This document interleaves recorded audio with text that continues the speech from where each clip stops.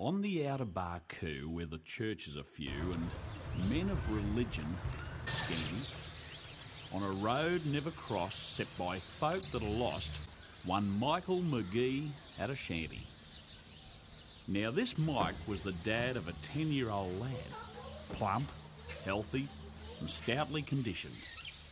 He was strong as the best, but poor Mike had no rest, for the youngster had never been christened. And his wife used to cry if the darling should die, St. Peter would not recognise him. But by luck, he survived till a preacher arrived, who agreed straight away to baptise him.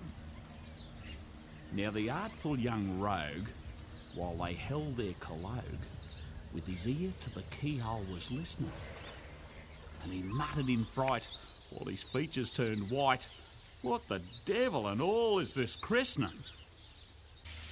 He was none of the adults.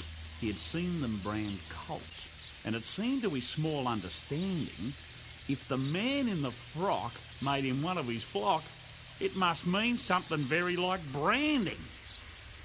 So away with a rush he set off for the bush, while the tears in his eyelids they glistened. "'Tis outrageous," says he, "to brand youngsters like me. I'll be dashed if I'll stop to be christened." Like a young native dog, he ran into a log, and his father, with language uncivil, never heeding the priest, cried aloud in his haste, "Come out and be christened, you devil."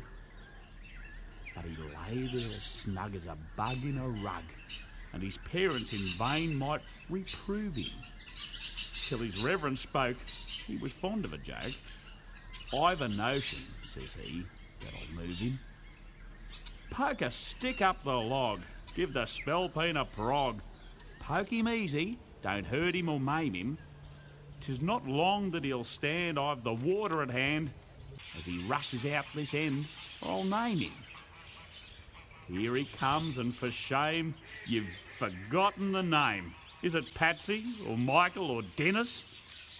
Here the youngster ran out, and the priest gave a shout, "Take your chance anyhow with McGuinness."